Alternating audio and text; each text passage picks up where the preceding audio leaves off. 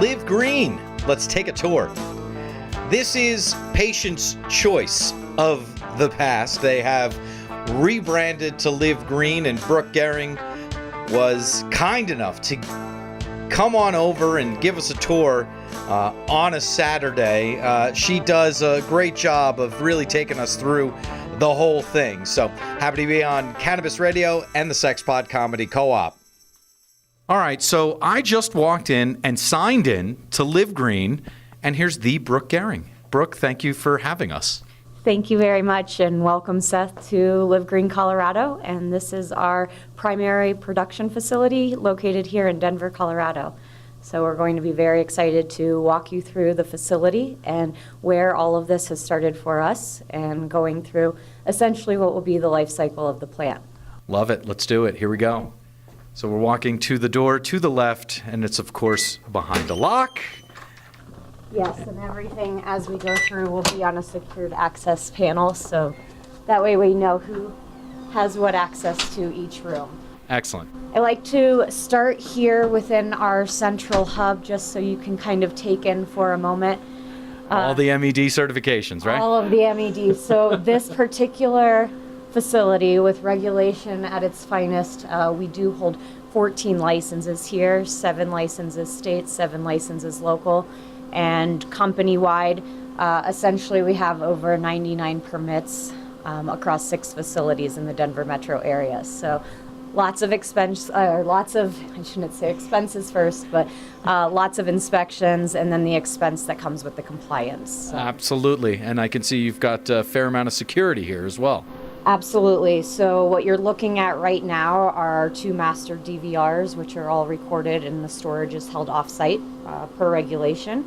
And we probably, if I do my math really fast, there's going to be over 55 to 60 cameras here just for this particular facility. So Not counting the 4 locations. Not counting the 4 locations. But what I can do at all times from my mobile device here, I can see each and every one of our locations. We could go in here, probably take a peek over at Edgewater. You've just brought out your phone, and you're literally looking at the cameras through your phone. This is pretty fascinating. It's live shots. Live shots. Here we go. Here's some of our team over at Edgewater servicing. It looks like we have about 3 customers over there right now. So again, I'm always tapped in. As long as I have my phone or I have my laptop, I know what's going on. Who knew that cannabis would be Big Brother, right? Exactly. And we actually, not to get too off subject, but as neighboring businesses, if there's any type of crime in the area, they actually come into our business to request our security so that they have the backup and the proof. So before we step out, though, again, central hub, typically owners and key management of the company. Right there at that particular station is going to be our Talon environmental controls. So all of our environmental and HVAC systems are able to be managed remotely. From this system is the control panel, and then after hours, they'll be able to tell humidity levels, any types of change in the electric or spikes, and all of that helps everyone sleep at night. Absolutely. And speaking of sleeping at night, just to go back to your comment about your neighbors, I love the fact that you've got the best security in the area, and that they're literally now depending on you as far as security. Yes, absolutely. And another blessing in disguise has been the Denver substation that exists right across the street. So it gives us essentially 24-hour patrolled access from the Denver Police Department. Good neighbors. Great neighbors. And we have a few other of our healthy competition, so Mindful, Lightshade, Local Product. So there's about 10 of us here on the block as well. So what's unique about this tour, particularly today, is that it's Saturday morning. So a few of our full-timers are taking the weekend off and resting up. So we'll see kind of our skeleton weekend crew as we go through. But okay. Imagine this is, a Tuesday morning at 10 a.m.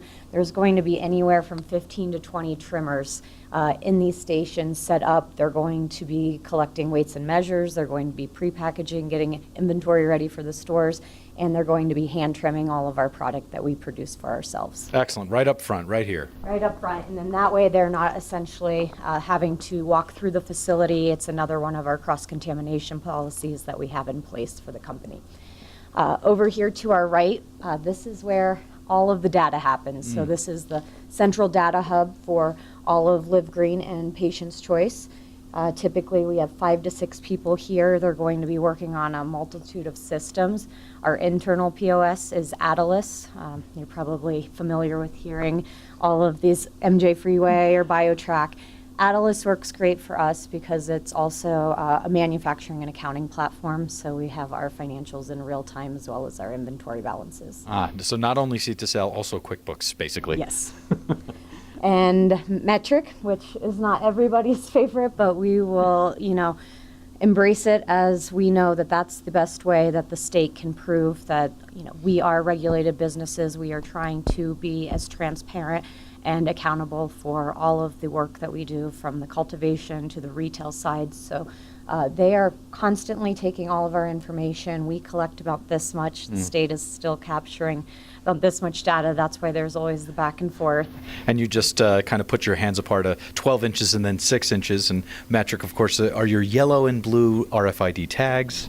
There are RFID tags. So we have our yellow for medical, representing all of our medical plants for our patients, as well as our retail for our adult use 21 and over customers. So you'll see that pretty visible throughout the facility. Of course. Essentially, this is where the allocation of the plant happens because of this, conundrum of being a vertically integrated model and having to, predict the future and where the supply and demand is going to be in 9 months. We have our data team essentially create purchase orders, so everyone in the back, down to people watering or cloning, know their daily task, and it's going to be our harvest schedule all laid out for them and on a clipboard. Got it. So this is the Nostradamus team in here. Yes, absolutely. And before we step back into the garden, I'm just going to take a quick look out here. And we do have a snowy Saturday in Denver, Colorado. And if you just look right down the building here, you can see our electrical panels, our industrial CO2 coming in, our waste, that's all compliant per the regulations. And essentially, as we walk through, you're going to see over $3 million of improvements that have been made. This used to be a furniture warehouse prior to a cannabis cultivation facility. So this, your product still makes people comfortable, just in a different way. I'd like to think it makes them more comfortable than in a different way. So, and when it was the furniture company, they used to put 2 giant palm trees out front, and I go, well, then everyone would know what we did at that point. Right, so, yeah, exactly. We're going to walk over here, and actually where we're going to suit up, because right now with all of the, heightened pesticides regulations, with the EPA really wanting to make sure that our businesses are compliant to all of the labels and the pesticides that are being used in facilities, as we've changed our processes, to be compliant and to create a safe environment so that our plants and products that we pass on to our consumers are 100% safe. We need to make sure that the environment to which we grow the plants is going to be clean, unaffected, and that there's no risk, essentially, to any type of pest that could come into the facility. Absolutely, and you did ask me when we were setting up this appointment if I had any plans to be in any other grows today. The answer is no. Thank you very much for that, and I know it seems like a very direct personal question, but it is something that needs to be asked. Absolutely. So, I think there is a lot of the industry, especially with the amount of inspections that each business has to have. There's always concern, did the fire department go from one facility to facility to the next? Are they part of, creating some of these challenges? So we just always ask to make sure that we are very transparent with everything that is happening in here. Indeed. So now you're kind of in this locker room area, and this is where the garden team, when they come to work every day, there are showers on site on facilities, so the expectation is that they are freshly showered and cleaned, that they will not wear the clothes that they came in to the building, that they will have a change of clothes. They will have separate shoes that they only wear here at this facility to avoid any type of plant matter leaving the facility, and also anything that could come in. We do live in Colorado. Powdery mildew is a constant problem. It's something too. Pets, they could be frolicking in the yard. They come in, they brush against your clothes, and then you have people back there in very open environments handling your plants. Okay. Our team is going to get showered. They're going to suit up, and this is the point where I'm going to try to guess your size. Okay. And what works for you. Okay, just think bigger than whatever you see, I guess. So you are going to now become a garden tech for Live Green and Patient's Choice this morning. I'm very honored to do so. So I'm going to go ahead and put this on. This will be interesting. This is kind of like a coverall type of situation. Yes. And looks pretty easy to put on. I'm going to put my feet in here. This reminds me of maybe pajamas from when I was a kid, because I'm getting my feet through here. That's fantastic. You already look amazing, Brooke, in your coveralls. Thank you. I will. You'll get a full transformation here in a moment. And at least today I'm not wearing a pencil skirt and heels, so that helps a little bit. Oh, yeah. I can't imagine what would happen, actually. And so, as the industry has become more sophisticated, out of state and state here with businesses in Colorado, sometimes you'll see people wear scrubs. Per departments, you will see them wear some sort of coverall as of this. Again, just protective measures to ensure the quality of the production. Okay. I don't know if my zipper works. Okay. I can't help you directly, but why don't we try another? Okay. So now I'm taking this one off. Again, you've got your sleeves on. This is flattering, to say the least, clothing here. So I think that, I know that the state, they remember our facility always because they know it will be where they have to wear the coverall. So. Right. Hi, Dustin, how are you? Not bad, how are you? And so who is this that's coming towards us? So Dustin Siegel is actually our Director of Horticulture. How are you, Live Dustin? Green and Patient's Choice. How are you? We have Seth Adler here from the Cannabis Economy. That's right. Okay. And he is in town tonight as the award ceremony. Yeah. Down in the Santa Fe Art District. So we thought we'd give him a tour so he can have a good idea of what it is that we do every day. That's it. So this is the second set of coveralls that I'm putting on. First one had a busted zipper, but this one's a little bit smaller, Brooke. We'll blame Aramark for that one. All right. Okay, it's smaller. Yeah, but we're good. All right, that fits. Sure. Okay, you're good. And it could be with your suit coat since you're dressed up. Yeah. Nice for the occasion. Right, exactly. All right, so now I am covered all, right? Yes, and we will take one more measure down here with, we're going to actually kind of step onto a bleached decaminate pad so that way your feet will be clean as we walk through the facility. Excellent. Okay, fantastic. So we're walking down the hallway here. It's really pretty nondescript.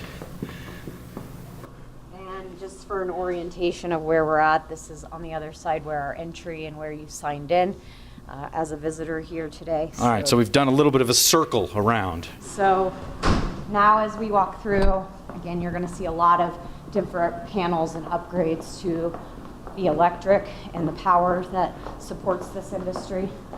A lot of people who have been in expansion mode, might wait up to 9 months for Excel to be able to come up to their facility to provide power. So luckily, when we found this building in 2010, we knew that it had the power to suffice the operation that we wanted to build it out to be. Fantastic, and we're passing some pretty big fans here. Yes, you're going to get a little bit of noise here. To the left, you can see all of our dock doors, which are off ground level, another security measure that we have in place. And because of the size to which we operate, and maybe we'll pause one moment while we go back in here to our utility room. Okay. Secured access area. All right. And here we are. We'll stop in here because we have a little bit of quiet. So as we were walking down the hallway, you could see pallets and pallets of all of our soil and other supplies. Because of the scale to which we operate, things are directly shipped from the manufacturer. We have custom blends with the manufacturers that we work with, and it's all of our data over time that has helped us get to the right recipes and to the right regimens so we can grow the best product that we can. Excellent. In this facility. In here, again, if we were in during the weekdays, you're going to see a team of our garden techs. This is where we mix our soil, we'll pot our soil, and so at least they have a floor space and work environment to do so. We do reuse and recycle some of our pots. We use geopots when we're in the flower rooms, and you can see these little 1 and 2 gallon pots for the clones. Essentially, this is their wash area. Yeah. Probably 2 really big reses. I'm not sure how many facilities you've had the opportunity. A few. Yes. And everyone has, their what's unique to their business. But here are main reservoir supplies for the entire facility. You can see our reverse osmosis over here. Everything is going to be computerized to what the actual measurements need to be at any given time. Excellent. All right. And we're going through to the veg room, is my guess. Oh, and here they are. And welcome to Live Green, Colorado. So here is where our plants, we want to make sure that essentially these babies here are all created to be equal in the genetics that we have selected to put into production. So you're going to see various medical strains, various retail strains, and we'll start down here and look at the cloning stations where all of this starts. Because we are on a perpetual harvest, you'll see different sections and how they're at different stages, and then that's just how they would get loaded and moved over into our flower rooms. So when we were standing over in the data department, we were talking about how we create a purchase order for the allocation for our harvest schedules. So this is where they would have that information. They would be able to know how many clones of each strain they need to cut for that particular license.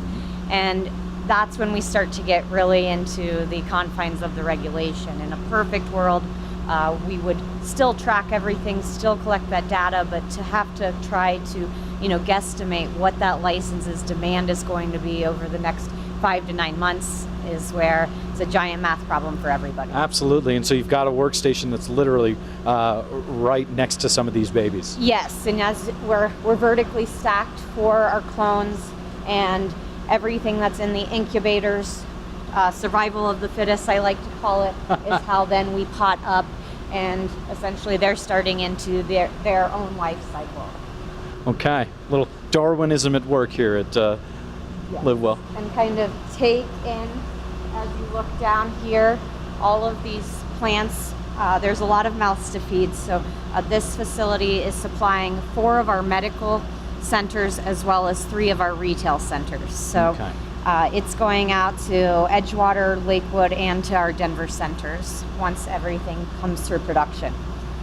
Excellent. Something unique about this particular veg room as well, I'm sure you've been in many different facilities, and every layouts, and the infrastructures vary based on what the site was before it was cannabis. Exactly. So with this is an open veg room. You're looking at about over 100 lights that are designated then to what is going to be our source for the rest of the life cycle. Fantastic. Okay, so we can walk through here.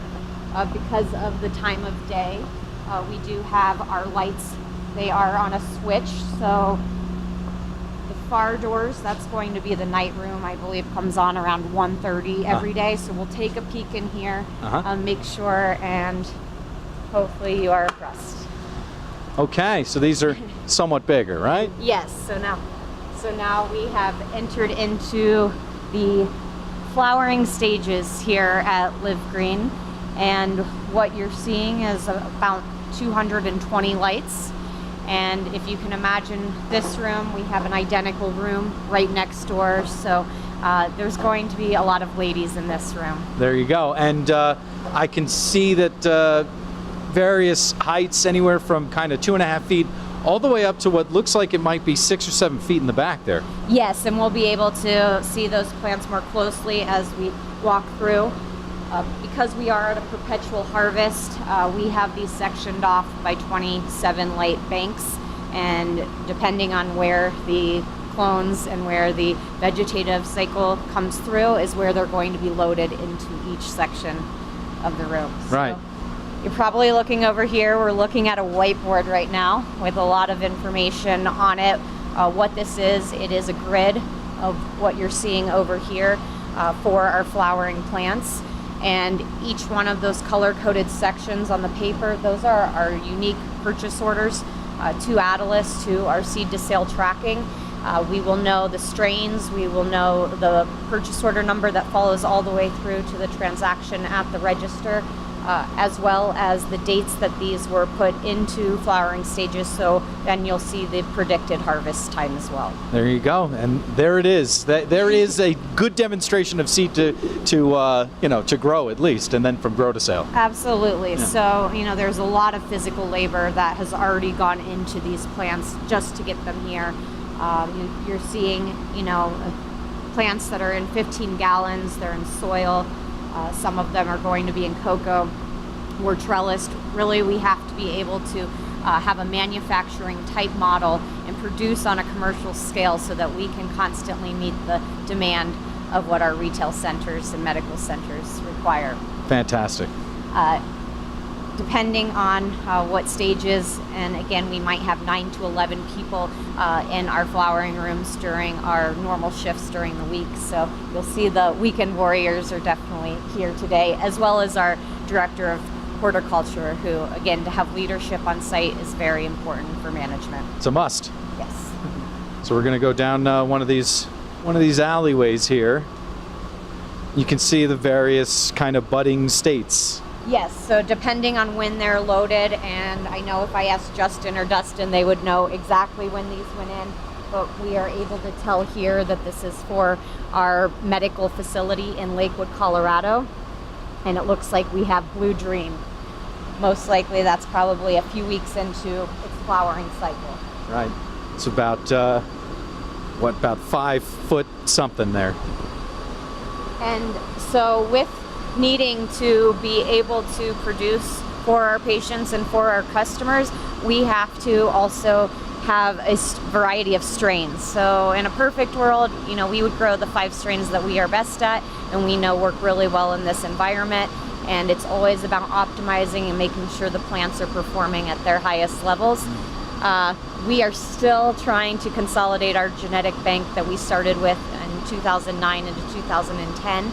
So you will see in this room at any given time, there's over 30 different genetics that are in cultivation and flowering stages right now in this room. A few more than 5. A few more than 5. Just like any type of work environment, the checks and balances are equally important for everyone to be accountable to their teams. So you can see that they have to sign off their on-date schedules of what they need to be doing, what their watering schedules, their feeding schedules, their cleaning schedules, and making sure this is all as transparent as possible. A lot of times I do tours with regulators, with other government officials. There's sometimes, when people are in from Washington, D.C., and they're trying to wrap their head around what legal cannabis looks like. We want to be that model, and we believe we are. Right. All of the transparency that you can possibly have, not only to have it, but to showcase it. Yes. So you are probably one of the first few people outside of our Live Green organization to see we are experimenting over here with a new method. We have used this method in the past in one of our smaller satellite facilities, and now we are introducing it to one of our largest flowering rooms in the company. Okay, and kind of describe what we're looking at, yeah. To trellising now, to make sure that the colas and everything, the upward growth, we are now staking, so it's going to give it a little bit of more individual to the strain specifics and how that strain might grow out. Yeah. And the staking allows for us to then further customize what their support is going to be. Let it grow as it grows. Yes, so, and this is where you get into whether strains are equatorial or landrace, and really, how does this genetic fit into the perfect environment in this facility. And now we're in the back of the room with some tremendously looking beautiful buds. Yes, and so here we are looking at, this is for our Broadway retail center on South Broadway, which has been open medically since March of 2009. And we can see here that this is going to be the Smile strain, which we just recently donated for one of the other events this week. If you want to, you're more than welcome to take in the aromas. It's pretty amazing. And you can see the structure and the quality. So this is, again, we'll probably have another 7 to 10 days, they're going to let this flourish, so you can really see the trichome development and the density of the colas here. Amazingly dense. And you did know what the strain was by literally reading off of the metric tag. Yes, so the metric tag, and not to not give credit where credit is due, these metric tags, again, it's very visible to us what license this belongs to, whether it's medical or retail. But I was actually looking at this little tag right here. So they're color coded per our Atlas system, and so that way, again, we're seeing the purchase order and we're seeing the strain of each plant throughout the life cycle of the plant. Fantastic. We can see here we have this is going to be crossed with, give me one moment because there's some abbreviations, and it looks like we essentially have a tangerine crossed with a dark white. Okay, Tangerine Dream and dark white. Here's one of our, I would put this as one of our classic in our strains that we have had this genetics in production for over 5 years now, and you're seeing it in its early flowering stages. This is our Golden Goat. All right, excellent. So this gives us a really good sense of exactly everything that's going on in here. Also with kind of the new methods that you're putting in place to see how we grow and all of that. It's a really impressive grow room. Thank you very much. And try to imagine that this is one of 6 grow rooms that then supplies our entire business. And it's been part of our model this entire time that we are going to be able to produce 100% of what we sell across the counters at our centers, and that allows for us to ensure that quality, ensure that consistency, and make sure that our patients and customers believe and differentiate our brand from the competition around us. Unbelievable. I feel like we've seen it all. Is there any other back room? Or we are going to keep going. Oh, we are? This is where we're getting into, and we'll move into the harvest and cure room. Sure, and we had seen the trim room before, but here we go, back out to that initial hallway. We're back out to the initial hallway, and we've really set this up as a grid. It gives us great visibility on the cameras so that we know who belongs to, which department. There's not any surprises of people having to cross through, especially not cross through the flowering rooms with any type of contamination at risk. So I am going to give us a little bit of a breather, and you can take off your jumpsuit. Right. This is fantastic. And so here we go again with the clothing. This is, I feel like maybe I should just keep this on. Do you want a picture? Oh, no, it's fine. Okay. I think that I'm okay not having any documentation of what has happened here with clothing. Yeah, what we're making today hopefully is an impact on your memory of, where Colorado, and how far Colorado has risen the bar to be able to be the model state as legalization, decriminalization, and medical programs start to implement across the country. Yeah, no, and it's clear based on the kind of, how far along your production facilities are that we have been doing this since 2009, 2010, as opposed to last month. Absolutely. It has been a lot of growing pains. It's been a very expensive and challenging process because as everything has evolved, and this facility existed when there weren't licenses issued. So, right. How do you create a business strategy that's sustainable and still feel that you're operating in a legal environment? A lot of forecasting without necessarily historical data. Absolutely. And before we continue on through the harvesting stages, something that has been of great importance to my core values personally, and what I've tried to instill into our business, is that compliance is what allows us to be here. We are in one of the most regulated industries in the world at this time. And so being ahead of the curve, participating in work groups and any type of committees, the government's task force when Amendment 64 was rolling out and being implemented. We chair the Marijuana Industry Group, which is one of the largest Colorado state trade and policy associations. We participate with NCIA on a national level as a sustaining member, the Council for Responsible Cannabis Regulation, Steve Fox's group. Steve Fox's group. Right, so, that man has paved a a really tremendous way for us as businesses to be able to thrive and exist. And what all of that does is we can come back into the business and implement things, because we know that it's either you're going to do this and you're allowed to operate, or the repercussions of having administrative actions or violations sometimes could potentially put someone out of business. Without question. Here we go through yet another locked door. Yes, so you can see the security is extremely visible per our own internal measures, as well as the Marijuana Enforcement Division. You can probably take a few deep breaths in and you're going to smell freshly harvested cannabis. It is Saturday, so these have come down yesterday, and if you could imagine, they were all wheeled in here. They came out of their 15-gallon buckets.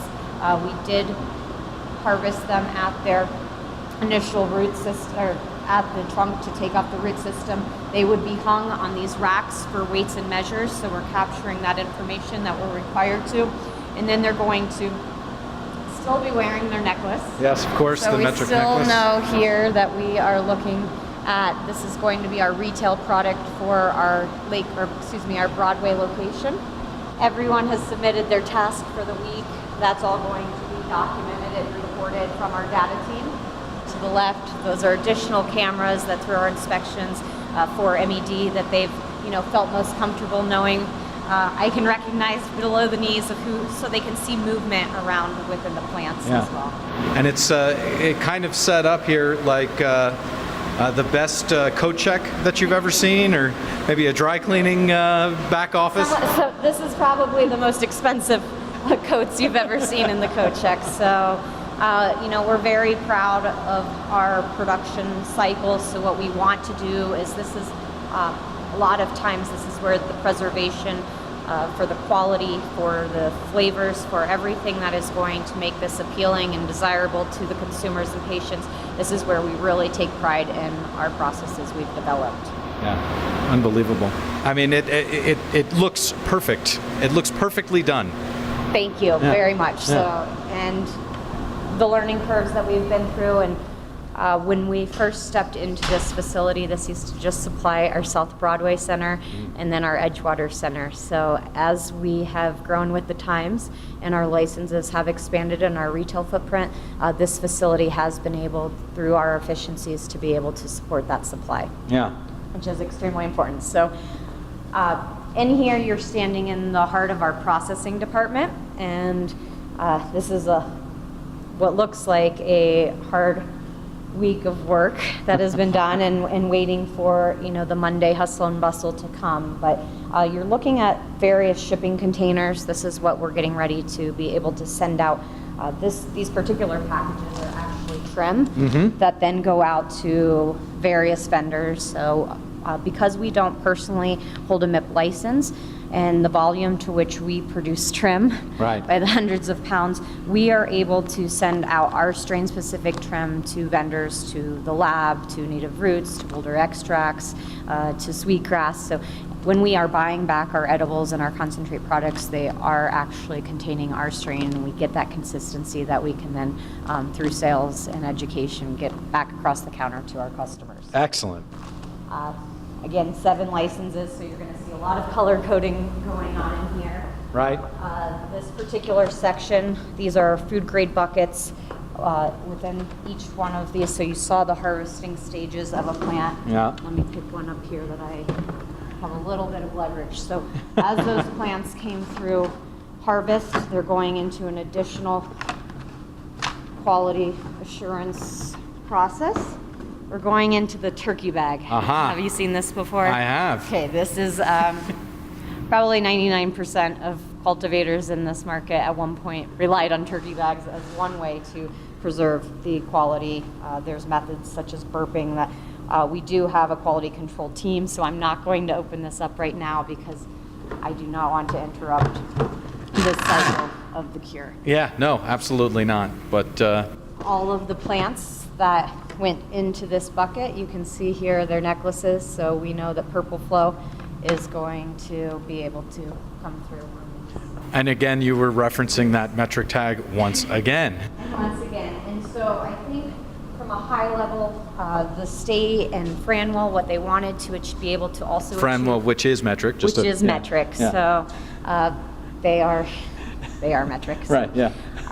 What they wanted to be able to achieve is efficiency when they're walking through large facilities. You know, we're standing in a 27,000 square foot facility. What about the people who operate in 100,000 or the greenhouses that are going to be, you know, a few acres to walk through? They wanted to use their technology of the guns and be able to read everything through the RFID tag, so they know that the plant count matches up to what is on the systems. There you go. There's a little bit of concern right now that that is not a 100% accurate process.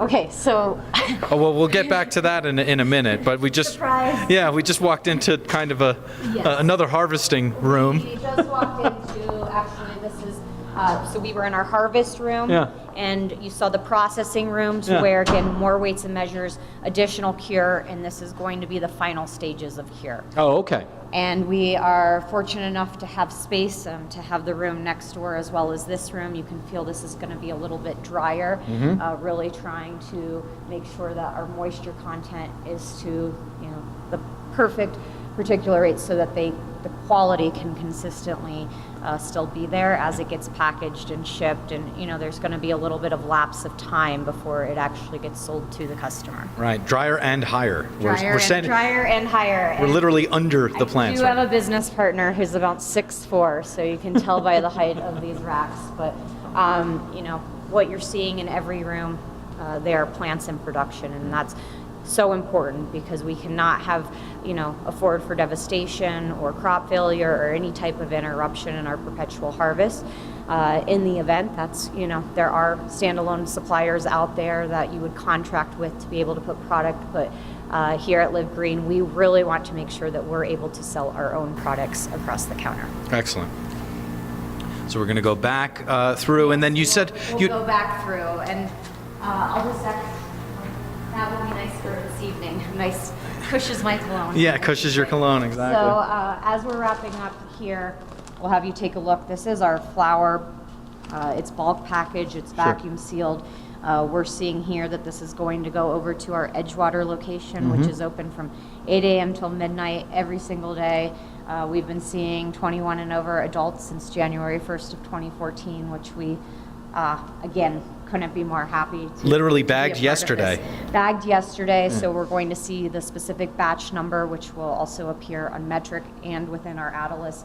We see the PO number, which will follow this all the way to the receipt of the transaction and on the label and packaging of the bottle. And we see the net weight, and we Which is nearly 420, by the way. essentially 420, Yeah, almost. exactly. So not by chance, I just happened to pick this up. And you can never get tired of those jokes. Right, exactly.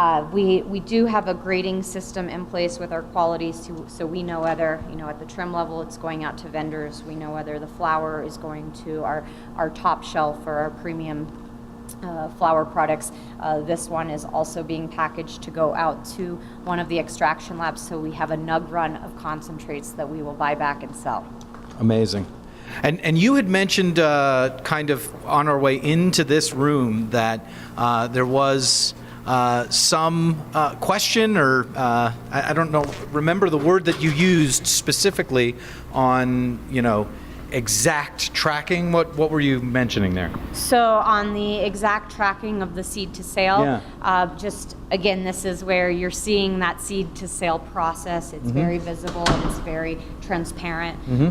Each department is responsible for their own data collection, so that's into the system. But I may have misheard you. You Okay. mentioned something that was imperfect in the system, but I might have misheard you. Oh, as we were going in, Yeah. and you can see the small investment we've made into the RFID tags that we do purchase from Right. Franwell and That's Metric. sarcasm, right?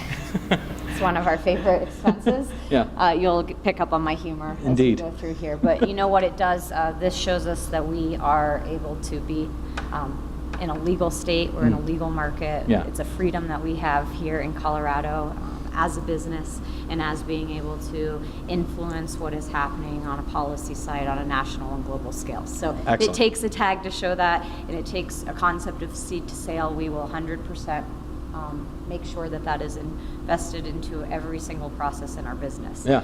I think probably the comment that I made is that there's some question of whether these RFID tags, the accuracy of the readers, so when the med inspectors come in to get that plant count in each room, certain facilities, depending on infrastructure, any type of interference could potentially be picking up.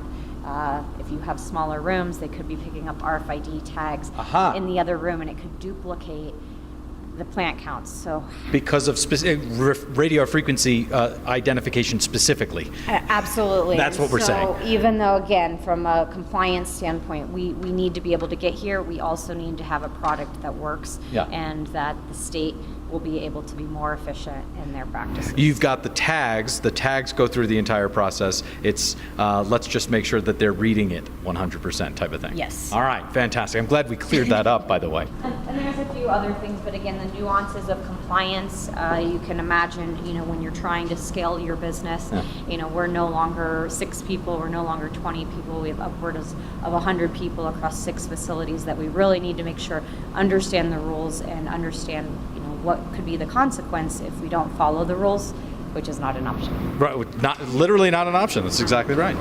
Okay, we're in our hallway again. Yeah, we're in our hallway, and this is going to actually wrap up the tour of the life cycle here of our plants and our production for Live Green, Colorado, and Denver.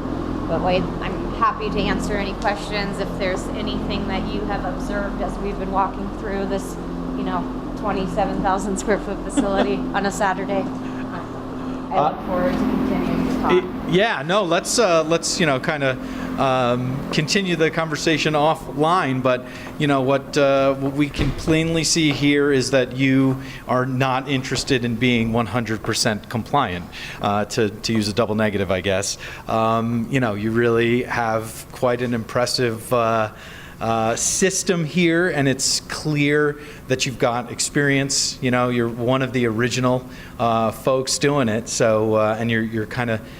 It's clear that you're kind of staying ahead of the game. Thank you very much for that. So, if it's hard to believe, it's about going on 6.5 years this next summer of being in the regulated marketplace. I was not in marijuana before regulated marijuana existed. So, I've gone through all of the same growing pains and learning curves that other businesses have had to also survive. This facility was one of the first large-scale facilities in this industry. So when people were still trying to figure out how to hang 50 to 100 lights, we were putting up light 400 plus. So, and as you probably know, as you go on new tours and as more capital comes into the industry and people reinvest, these indoor cultivation facilities, the science and the intellectual property that's going to come out of them, and the investments of an $80 million facility and, the scale to which that can supply a market. And then, we look forward to the future of when we are able to operate in a greenhouse as well. At that scale and in a greenhouse specifically. Fantastic. Yes. You mentioned 6.5 years, and in closing, congratulations on over 40 years of service to the industry. Thank you very much. So hopefully I haven't aged too much. No, you look great for that age. All right, Brooke Gehring. Thank you very much, Seth. So there you have Live Green. Again, Brooke Gehring, one of the folks that's been there since the beginning. I don't mean at Live Green, I mean at Legal Cannabis. She was one of the folks that, really kind of helped usher the whole thing in Colorado. We'll talk to her soon. Happy to be on Cannabis Radio and the Sex Pot Comedy Co-op.